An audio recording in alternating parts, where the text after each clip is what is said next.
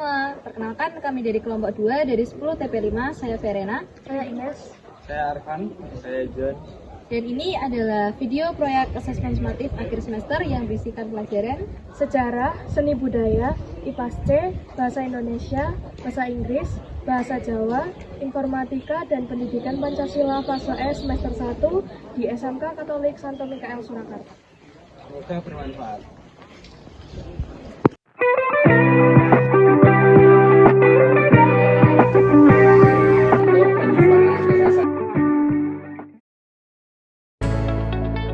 Museum Sangiran atau Museum Prasejarah Sangiran adalah museum arkeologi yang terletak di Kalijambe, Kabupaten Sragen, Provinsi Jawa Tengah.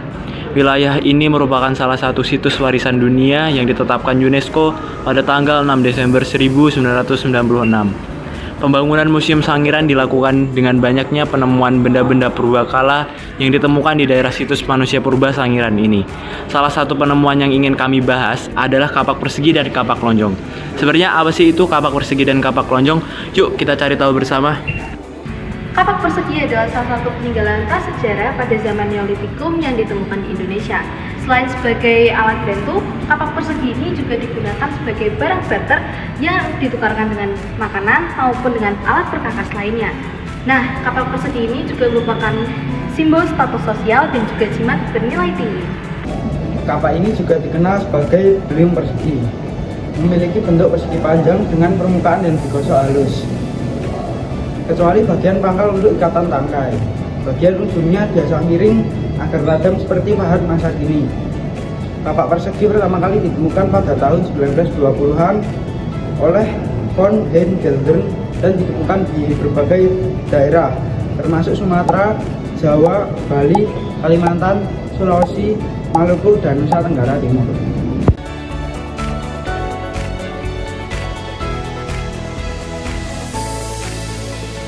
Kapak lonjong adalah alat bantu manusia purba di zaman Neolitikum yang tersebar di Indonesia. Kapak ini digunakan manusia purba untuk bercocok tanam dan juga beternak. Kapak ini memiliki penampang melintang berbentuk lonjong dan terbuat dari batu kali yang berwarna kehitaman. Kapak ini juga dibentuk menjadi bulat telur. Kapak ini memiliki ujung lancip yang diasah dan diberi tangkai. Kapak yang besar disebut dual tail dan kapak yang kecil disebut plain tail. Kapak lonjong pertama kali ditemukan oleh salah seorang sejarawan yang bernama Thomas Harrison di salah satu gua yang berada di Malaysia, tepatnya di kota Nia. Berdasarkan uji coba menggunakan karbon C14, diperkirakan usia dari kapak lonjong ini sekitar 8.000 tahun lalu, bertepatan dengan zaman Neolitikum.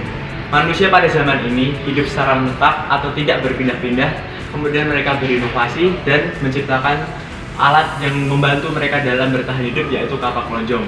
Kapak lonjong biasanya berasal dari bahan baku, yaitu batuan-batuan keras, contohnya seperti obsidian, basalt, dan batuan pasir. Kemudian ada tahapan-tahapan yang sejauh ini sudah diketahui oleh para ilmuwan dalam pembuatannya. Yang pertama, pemilihan bahan baku. Biasanya manusia pada zaman purba akan mencari batu-batuan ini mungkin di lereng-lereng gunung ataupun di hutan, yang kemudian akan dipecah menjadi beberapa serpian, yang kemudian hal itu akan dipilah kembali sesuai kebutuhan mereka. Kemudian tahapan terakhir adalah penghalusan dengan batu yang jauh lebih halus sampai membentuk kapak lonjong. Tidak hanya melalui koleksinya, Museum Sangiran juga melibatkan masyarakat sekitar dalam melestarikan sejarah. Mari kita dengarkan cerita para pedagang dan pengrajin tentang peran mereka di sini.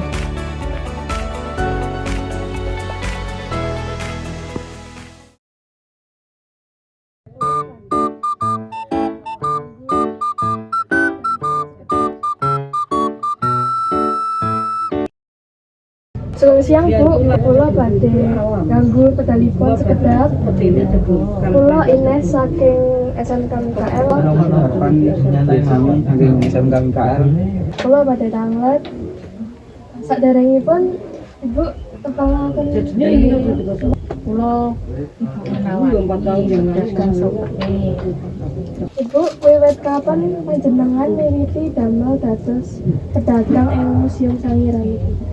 Kula sejak berdirinya museum sejak jumenengi musikung sampun sardian wonten mriki. Kala mbiyen tiyang sepuh sedo terus nglajengaken dagangan iki.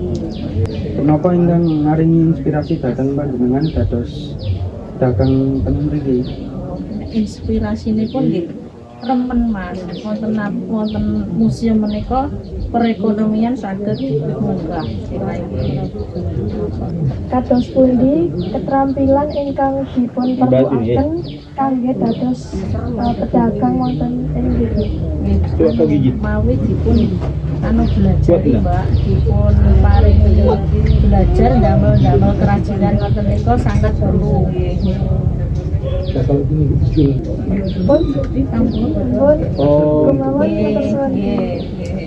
Sugeng siang, perkenalkan nami kula Verena lan desa kula John. Saking SMK MKL Surakarta. Dinten iki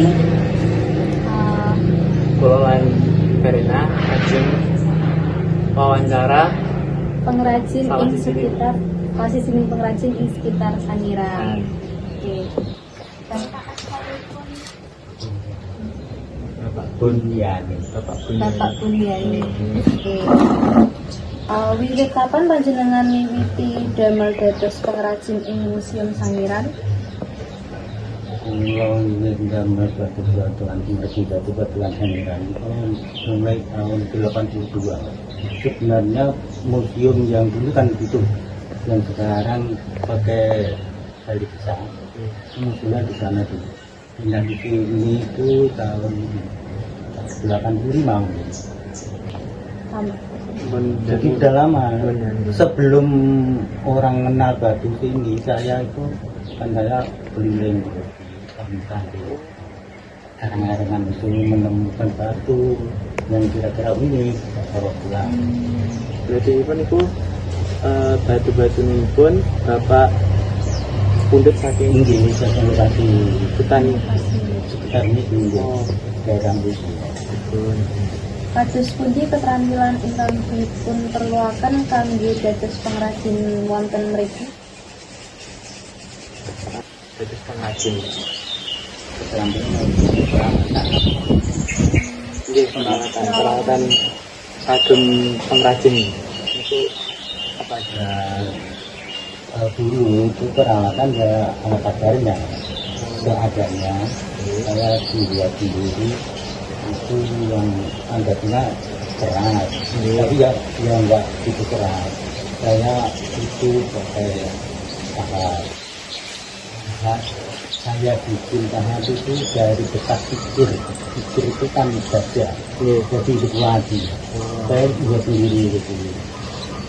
Kados pundi panjenengan jamin kualitas saking saben karya ingkang dipun silakan.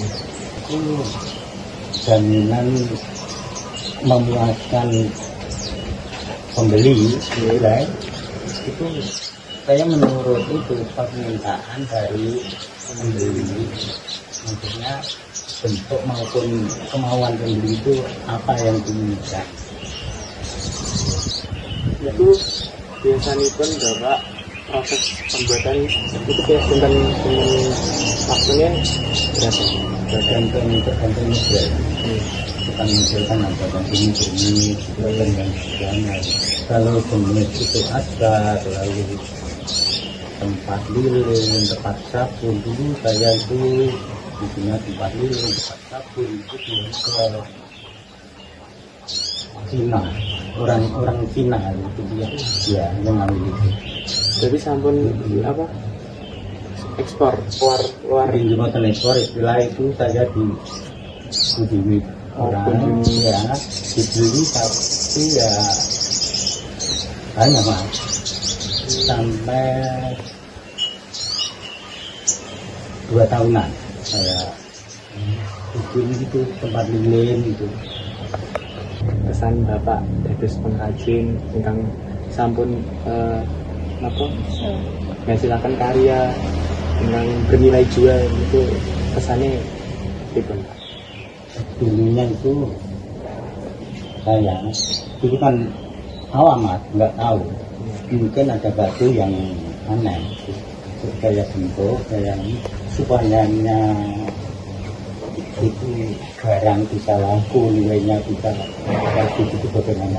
Jadi tergantung pikiran untuk membuat supaya orang tersebut bisa tukar. Wawancara dengan pedagang dan pengrajin di Sangiran menegaskan bahwa kreativitas, kemauan belajar, dan niat mendalami suatu keterampilan dapat menghasilkan karya yang berharga, baik secara budaya maupun ekonomi. Sangiran menjadi contoh nyata bagaimana manusia terus berkembang. Mereka belajar dari pengalaman dan menyesuaikan diri dengan kebutuhan yang semakin kompleks. Kami pun pulang dengan inspirasi untuk terus berpikir kreatif, belajar, dan berinovasi demi masa depan. Nah, dari kegiatan outing class tadi ada beberapa nilai-nilai yang bisa kita petik dan kita kembangkan. Yang pertama, kita bisa melengkapi kekurangan satu sama lain, Saling bekerja sama dalam menyelesaikan suatu masalah, Mengambil keputusan melalui kesepakatan bersama, dan saling mengenal satu sama lain. itu tadi nilai-nilai yang bisa kita petik dan kita kembangkan. Sekian dari kami. Terima kasih. Terima kasih kepada Tuhan Yang Maha Esa atas rahmat dan karunia-Nya kita boleh mengerjakan tugas penilaian sumatif ini, dan juga terima kasih kepada SMK Mikael yang sudah menyediakan transportasi dan fasilitas sehingga kami boleh menyalurkan ide-ide kami melalui kreativitas, terlebih ketika outing class kemarin.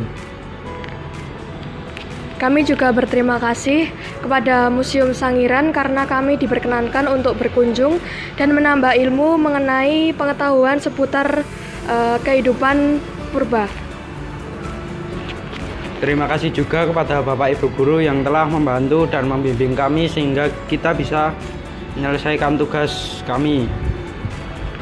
Dan yang terakhir, kami berterima kasih kepada responden, penonton, dan juga seluruh orang yang terlibat dalam proyek kami.